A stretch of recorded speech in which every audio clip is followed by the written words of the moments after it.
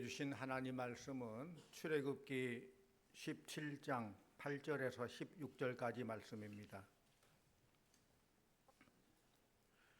출애굽기 17장 8절에서 16절까지 교독하겠습니다. 그때에 아말렉이 와서 이스라엘과 르비딤에서 싸우니라.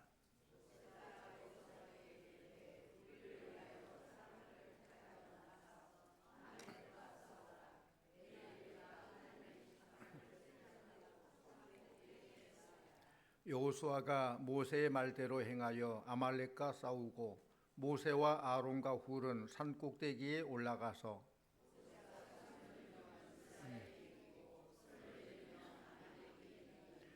모세의 팔이 피곤함에 그들이 돌을 가져다가 모세 아래에 놓아 그가 그 위에 앉게 하고 아론과 훌이 한 사람은 이쪽에서 한 사람은 저쪽에서 모세의 손을 붙들어 올렸더니 그 손이 해가 지도록 내려오지 아니한지라.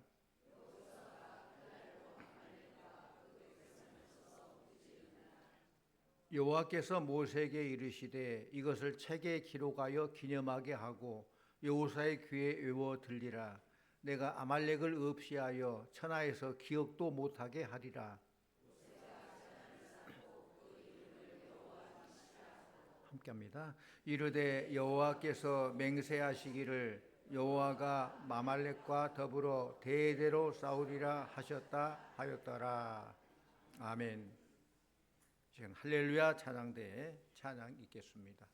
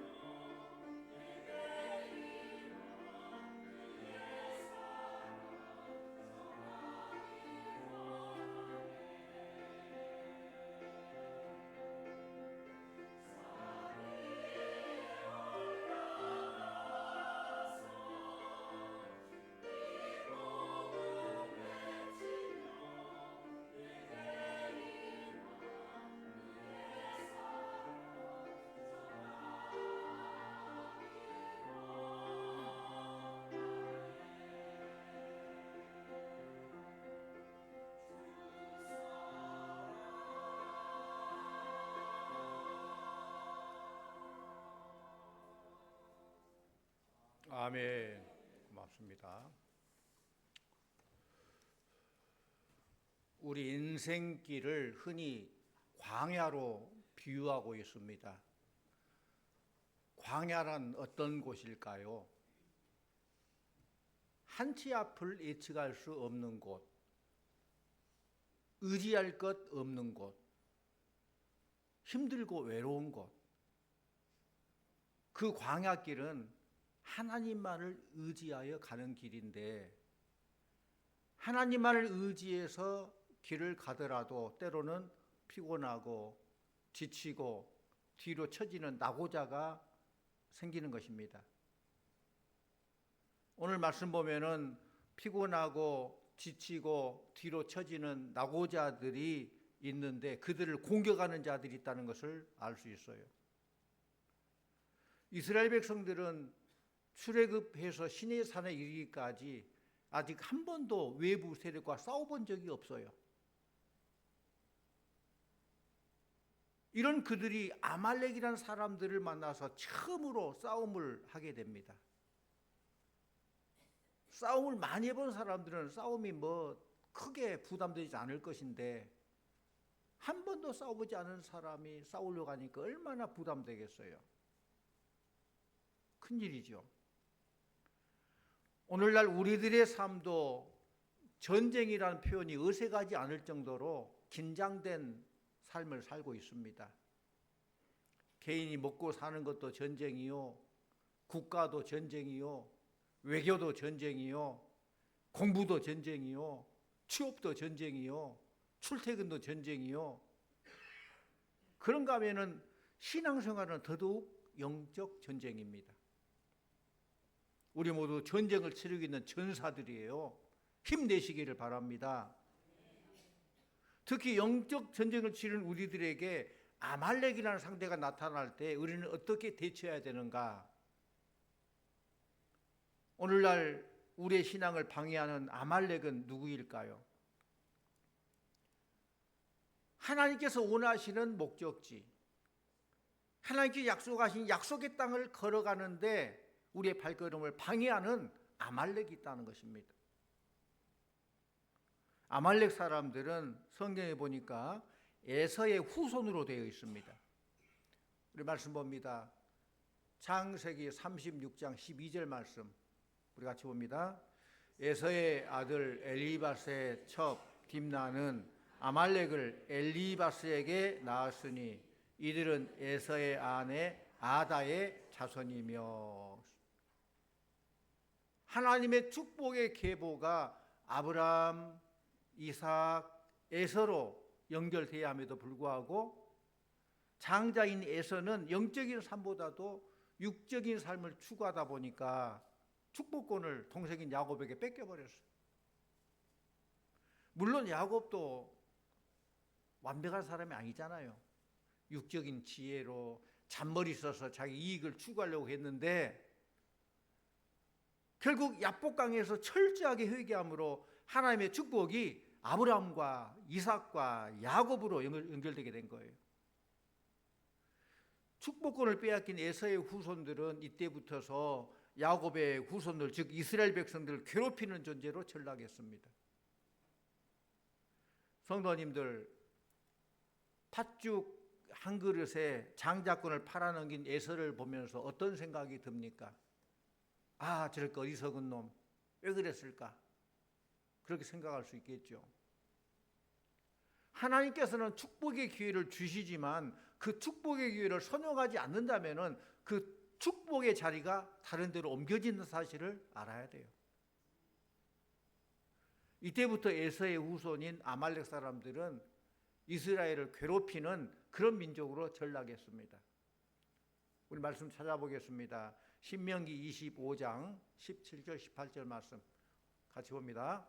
너희는 애굽에서 나오는 길에 아말렉이 내게 행한 일을 기억하라. 곧 그들이 뒤를 만나 내가 피곤할 때 내 뒤에 떨어진 약한 자들을 쳤고 하나님을 두려워하지 아니하였느니라. 아멘.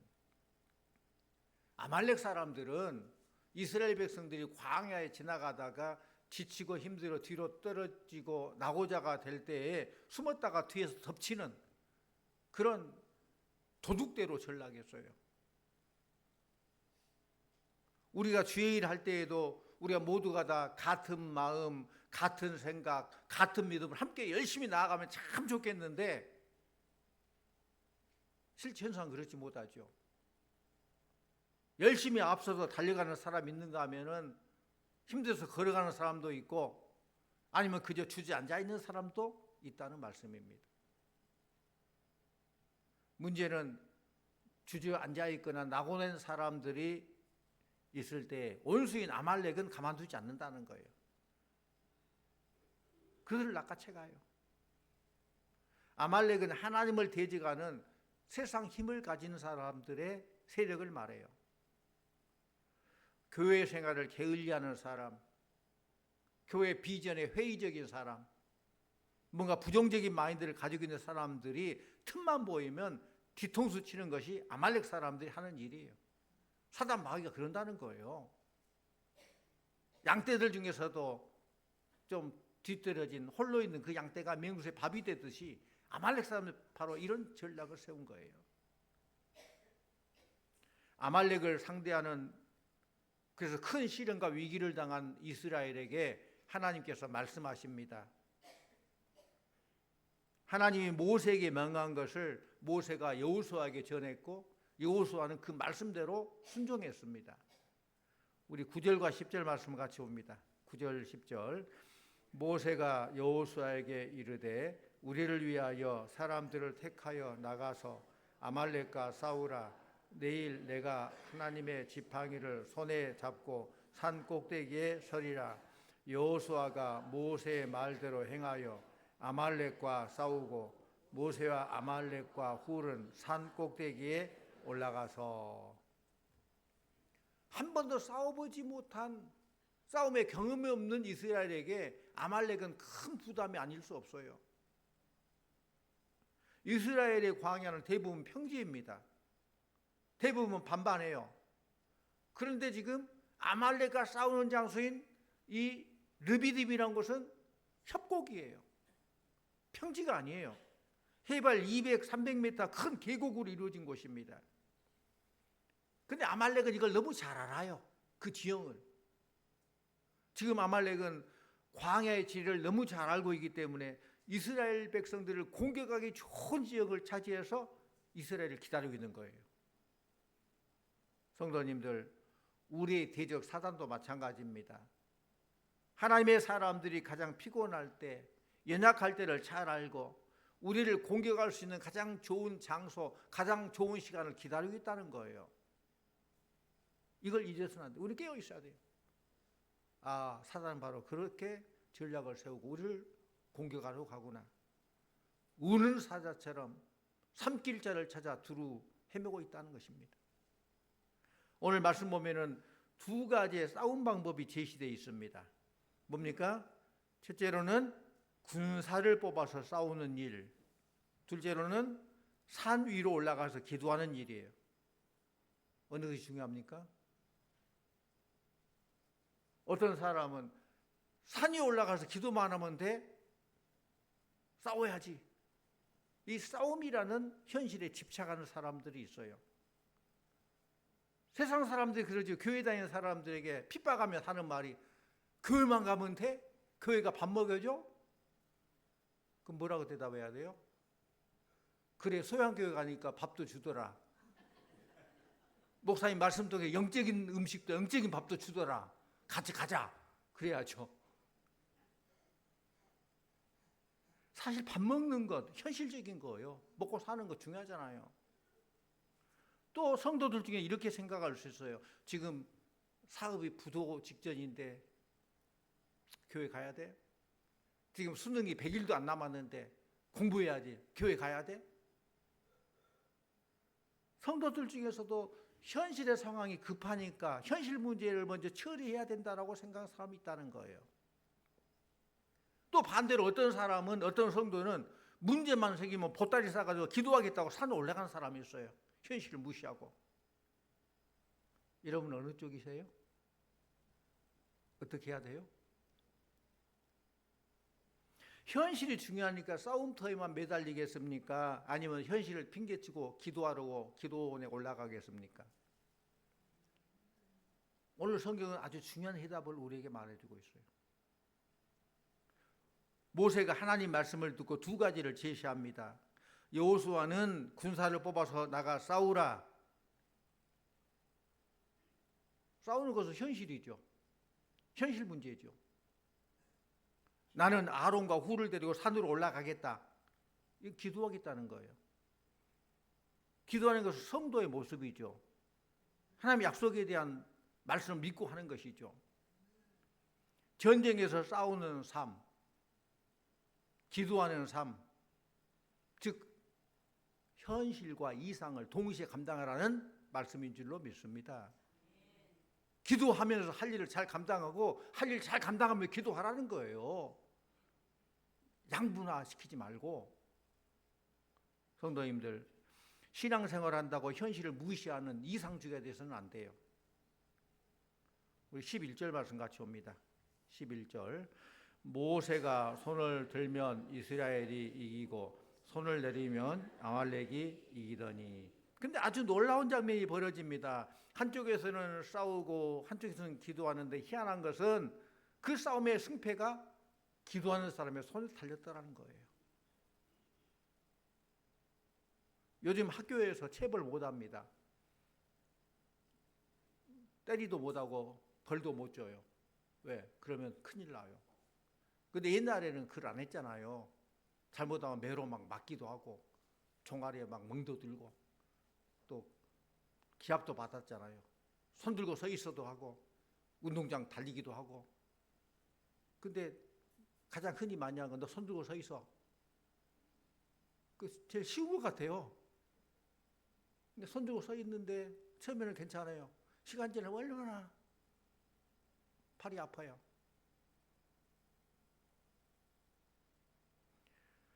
그런데 기도하라고 하면서 왜 손을 들라고 하실까요? 하나님만 의지하라는 거예요. 세상 의지하지 말고, 세상 붙잡지 말고 손 들고 하나님만 의지하라는 거예요. 하나님 앞에 나와서 항복하라는 거예요. 우리가 세상에서 아말렉을 만날 때 제일 먼저 하는 것은 하나님 앞에 손을 들어야 돼요.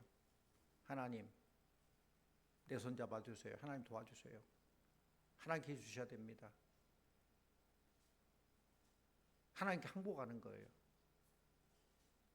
전쟁에서 싸우는 것은 최전방에 사는 일이고 손 들고 기도하는 일은 뒤에 사는 일이에요.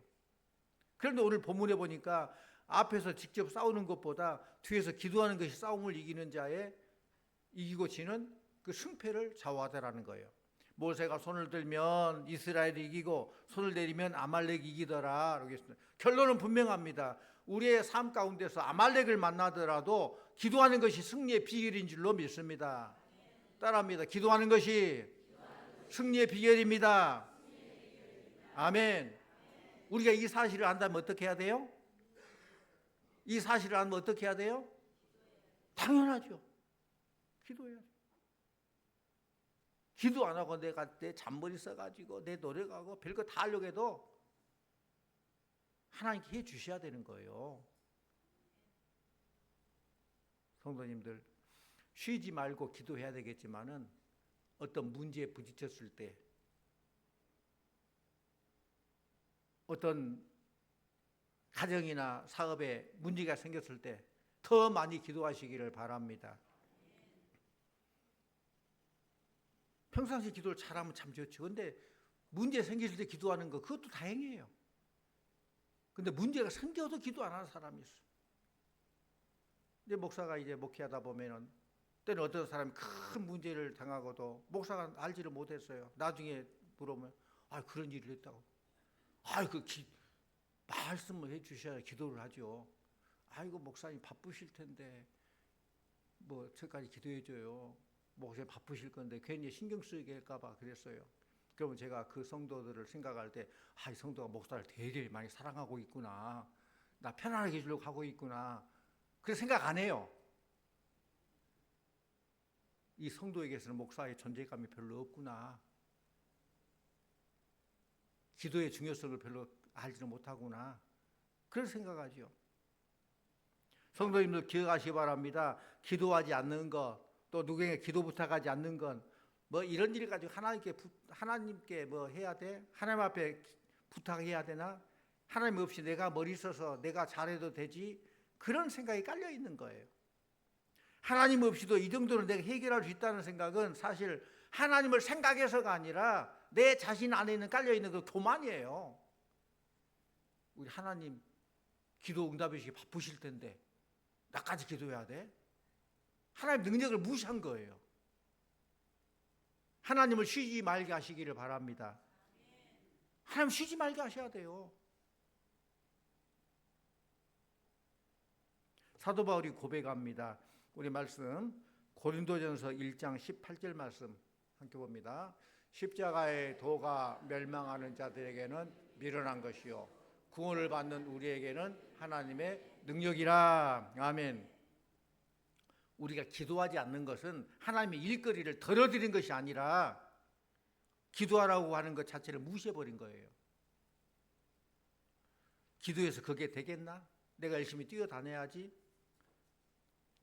이건 기도가 미련한 것으로 보이기 때문에 그런 것이죠. 기도하지 않는 것이죠. 더 큰 문제는 우리가 싸움에 직면해도 아말렉이 우리를 공격해 와도 문제를 인식하지 못하고 기도하지 않는다는 거예요. 솔로몬이 성전을 짓고 나서 하나님께 기도할 때 어떻게 기도했어요? 하나님 앞에 두 손 들고 기도했죠. 모든 하나님의 영광 받으시고 하나님께서 하셨습니다. 하나님께 손 들기를 거부하는 것은 하나님을 내 삶의 주인으로 인정한다는 것을 거부하는 거예요. 다윗의 고백처럼 전쟁이 여호와께 속해 있기에 칼과 창에 수여 있지 않다고 고백한다면 우리는 당연히 손을 들어야 되죠. 하나님께서 하셨습니다. 내 손으로 세상 물리적인 힘으로 세상 무기로 하지 않았습니다. 하나님께서 하셨습니다. 손을 드는 것이죠. 하나님께서 모세에게 기도의 동역자를 주셨습니다. 모세의 발이 피곤하여 손이 내려오면 이스라엘이 패했다고 했어요. 모세가 기도하면서 연약함과 피곤함을 느꼈다면 우리가 오죽하겠습니까? 모세가 대단한 위대한 인물이잖아요. 그분이 피곤해서 손이 내려와요. 우리는 오죽하겠어요? 어떨 때는 솔직히 너무 답답하면 기도하기 싫을 때가 있어요. 너무 피곤하면 새벽 기도도 하고 싶지 않을 때가 있어요. 여러 가지 이유 때문에 첩첩산중 같은 문제가 생기면 교회 오는 것도 부담될 때가 있어요. 이럴 때는 뭐가 필요해요? 도움이 필요한 사람이 있어야 돼요. 기도하기 싫은데 무슨 기도가 필요해요? 기도하기 싫어. 기도도 못할 때 누군가가 옆에서 그 팔을 붙잡아 줘야 된다는 거예요. 내 연약한 발을 붙들어주는 사람, 바로 기도의 동역자가 필요합니다. 아론과 훌과 같은 그런 장로님, 아론과 훌과 같은 그런 권사님이 필요하다는 거예요. 기도의 동역자들은 성도의 상태를 잘 살피시고 애주시하시고, 누가 성도가 지금 지쳐있지 않는가, 너무 힘들어하지 않는가 보고 영적으로 떨어지면 얼른 옆에 가서 붙들어줘야 돼요. 위로해주고 격려해주고 붙들어줘야 돼요. 근데 그렇게 할 사람이 먼저 지쳐가지고 기도도 하지 않고 힘들어하고, 그게 문제. 그때 그 사람을 또 누군가 또 해줘야 돼요. 기도할 수 있는데 누군가 너를 위해 기도하네, 누군가 나를 위해 기도한다는 것을 기억하시기를 바랍니다. 여러분이 아론과 훌과 같이 여러분이 연약함을 붙들을 수 있는 사람 만날 수 있다면 축복된 일이에요. 그러므로 우리는 이렇게 기도해야 돼요. 주여, 나에게 기도의 동역자를 허락하여 주시옵소서. 따라합니다. 주여, 나에게 기도의 동역자를 허락하여 주옵소서. 다시 합니다. 주여, 내가 기도의 동역자가 되겠습니다. 아멘. 내가 누군가의 기도를 돕는 기도 동역자가 되어야 되겠고, 또 누군가 내가 힘들 때 나를 도와서 힘을 줄 수 있는 기도 동역자가 있어야 돼. 그게 축복이에요. 그 일을 하라고 교회 공동체를 만들어 주신 거예요. 그렇지 않고 혼자 신앙에서 혼자 믿음 생활 할 수 없는 거예요. 교회가 필요한데 믿음의 공동 이 일을 하라고. 내가 누군가를 격려해주고 기도의 동역자로서 힘을 주고, 내가 지치고 힘들 때 누군가가 나를 위해서 기도해주고 나를 붙들어주고, 이게 중요한 거예요. 침체되어 있는 사람을 내버려 둔다면은 아말렉의 밥이 되죠. 아말렉 공격의 대상이 됩니다. 왜 그렇습니까? 아말렉은 언제나 그래요. 뒤에서 나고하는 자들, 피곤해 지친 자들 덮치는 것이 아말렉의 수법이에요. 성경은 사단 마귀가 우는 사자와 같이 삼킬 자를 찾아 헤맨다고 했습니다.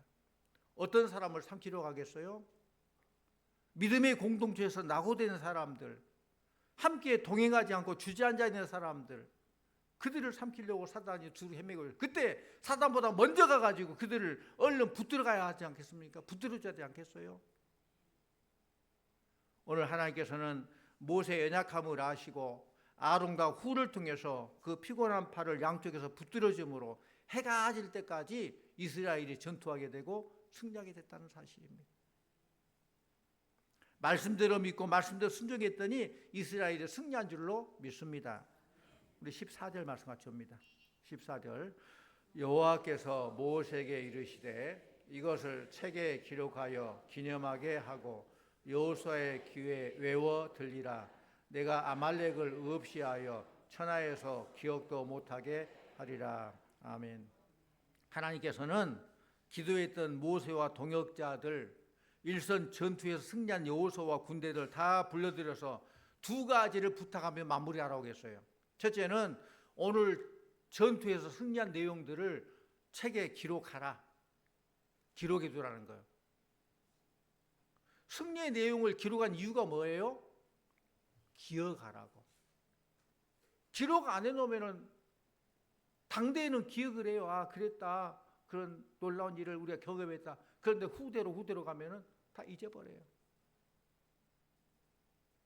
그래서 기록한 이유는 너희 조상들이 과거에 이런 일이 있을 때에 하나님께서 한편은 기도하는 사람들, 한편에는 군사를 세우게 하셔서 기도하는 사람들 손이 올라갈 때 승리하게 해주셨다. 이 승리는 하나님께로 말미암은 것이다. 알게 하기 위해서 기록하라는 거예요. 두 번째로 싸움에 승리한 장군 여호수아에게 그 내용을 귀에 애워 들리라 그랬어요. 여호수아에게 그 내용을 전부 네가 애워라 그 말이에요. 이 말은 지금 저 골짜기에 가서 아말렉과 직접 칼과 창으로 싸웠지만은 이 싸움의 승리의 원인은 당신의 칼싸움에 있는 것이 아니라 병사들이 용감해서가 아니라 하나님께서 함께 하시기 때문에 승리했다. 이걸 전하라는 것이죠. 이걸 꼭 기억하라는 것이죠. 우리는 늘 그렇죠. 잘하면 누구 탓? 내 탓. 못하면 누구 탓? 조상 탓. 여러분도 그러세요? 그런 거 우리에 깔려 있어요. 뭐든 사업이 잘 되면 내가 똑똑해서 잘했지. 자식이 좋은 대학 가고 뭐 잘 되면은 내가 나 닮아서 그러지. 내가 뒷발을 잘해서 그러지. 가정이 좀 행복하고 좀 부유하면은 내가 이렇게 모든 걸 잘해주고 잘 챙겨줬기 때문에 그러지. 모든 것을 그렇게 생각한다는 거예요. 나를 드러내려고 한다는 거. 내 공로를. 전쟁이 끝나고 나서 그런 생각 들기 전에 모두를 모아놓고 하나님이 여호수아에게 기도하는 손길을 통해서 승리하게 하셨다는 걸 증거하려고 합니다. 그때 모세가 단을 쌓았어요. 우리 마지막 15절 16절 같이 봅니다. 15절과 16절 모세가 제단을 쌓고 그 이름을 낳고 이르되 여호와께서 맹세하시기를 여호와가 아말렉과 더불어 대대로 아멘. 단을 쌓고 이름을 뭐라고 했어요? 여호와 니시. 그 뜻은 뭐냐? 여호와는 나의 깃발이다. 승리는 여호와께 있다 그 말이에요. 모세 니시가 아니에요. 여호수아 니시가 아니에요. 하나님께서 함께 하시고 승리하셨다. 승리의 그 현장에 모세의 이름이나 여호수아 이름이 아니라 여호와 그분이 우리를 승리하게 하셨으니 여호와 이름을 드러나기를 원하는, 하나님께만 영광 돌리고 원하는 그런 단을 쌓았다는 거예요. 이게 바로 여호와 니시. 사랑하는 성도님들, 여러분의 모든 삶의 영역에서 기도의 동역자를 통해서 새 힘을 얻으시고 또 기도가 필요한 자들에게 기도의 동역자가 되어주시고 낙심할 때마다 주의 이름으로 단을 쌓으시고 그 단의 이름을 여호와 니시라고 부르는 그런 삶이 되기를 원합니다. 모든 영광 하나님 영광 올려드릴 때 그 승리는 계속 거듭될 거예요. 나를 드러낼 때 그 승리는 이례적으로 끝나고 말 거예요. 날마다 우리의 삶 가운데 기도를 통해서 여호와 니시 승리하는 우리 성도님들 다 되시기를 간절히 축원합니다. 기도합니다. 은혜와 사랑이 풍성하신 아버지 하나님, 기도의 동역자들을 통해서 피곤한 팔을 붙들어 주셔서 기도의 손이 올라갈 때 여호수아 군대가 승리했음을 기억합니다. 우리 성도들이 이 종을 돕는 기도의 동역자가 되게 하여 주시고, 또한 우리 성도들에게도 좋은 기도의 동역자가 있게 하여 주시옵소서. 그리고 승리가 우리에게 돌아왔을 때 하나님께 제단을 쌓고 여호와 니시라고 부르며 모든 영광 주님께만 올려드리는 우리 성도들 다 되게 하여 주시옵소서. 예수님 이름으로 기도하옵나이다. 아멘.